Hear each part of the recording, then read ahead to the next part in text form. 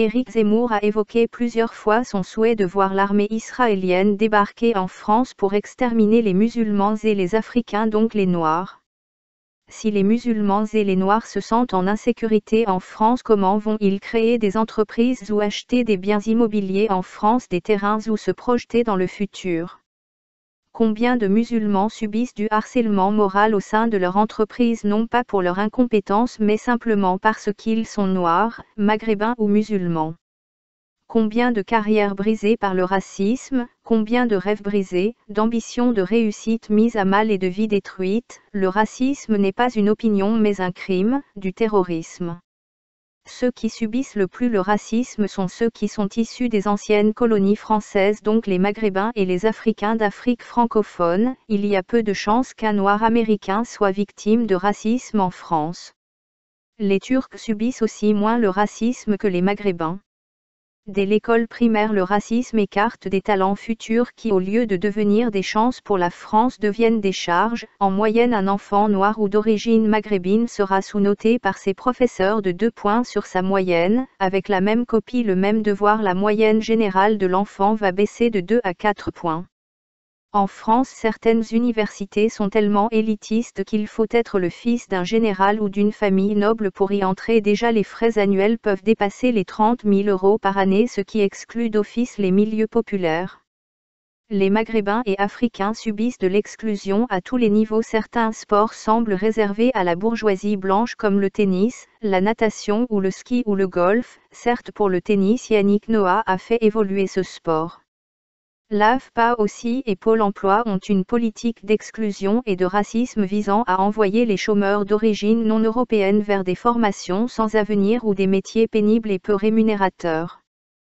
Par exemple, quand un Maghrébin demande une formation de soudeur-tuyauteur, cette formation est systématiquement refusée car un soudeur-tuyauteur peut gagner entre 3 000 et 7 000 € par mois. C'est un métier où le racisme n'existe pas car c'est un métier dangereux et très difficile qui peut engendrer des maladies professionnelles pour les yeux et les poumons, mais de manière systématique par jalousie et racisme, les conseillers de Pôle emploi et ceux de l'AFPA veulent diriger les chômeurs d'origine extra-européenne vers des formations en anglais ou de développement personnel ou encore de calorifugeur, alors que ce métier peut être exercé sans formation préalable. En vérité, des formations courtes de 1 semaine pour devenir cariste peuvent déboucher plus rapidement à un emploi qu'une formation en anglais de 2 semaines ou du développement personnel, mais même ces types de formations sont refusés par Pôle emploi qui les gardant pour certains privilégiés. En Allemagne, la Politku est tout autre. Même un réfugié syrien de 55 ans peut accéder à une formation d'ingénieur accéléré en informatique avec un simple baccalauréat.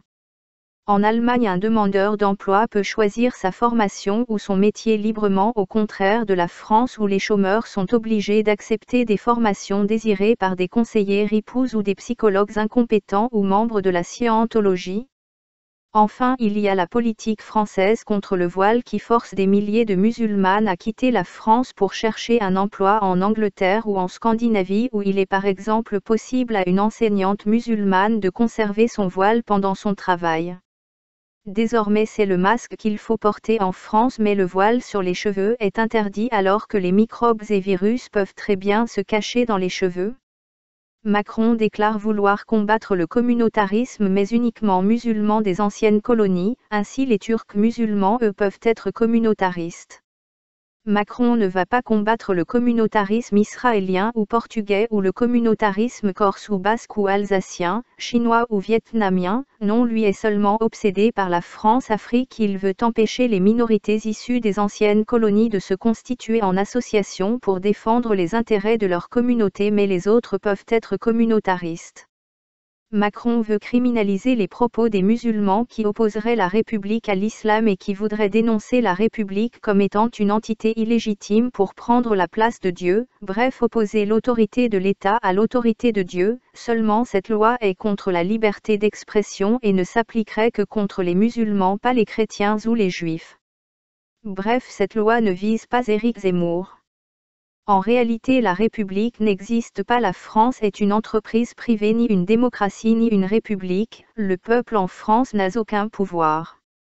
La France appartient aux banquiers, ils décident des lois sans consulter le peuple qui est infantilisé. Bref, Macron veut museler les musulmans ou les noirs qui vont se plaindre du racisme ou de la discrimination. Macron veut maintenir la France-Afrique. Selon une étude, si le fossé racial entre blancs et noirs avait été comblé en termes de salaire, de logement, d'éducation et d'investissement, l'économie aurait engrangé 16 000 milliards supplémentaires. Pour la France, ce serait donc environ 4 000 milliards de dollars de pertes pour l'économie française. Les inégalités raciales aux États-Unis, historiquement très fortes, ont coûté 16 000 milliards, oui, de dollars à l'économie du pays ces 20 dernières années, selon une étude publiée jeudi 24 septembre par la banque Citigroup.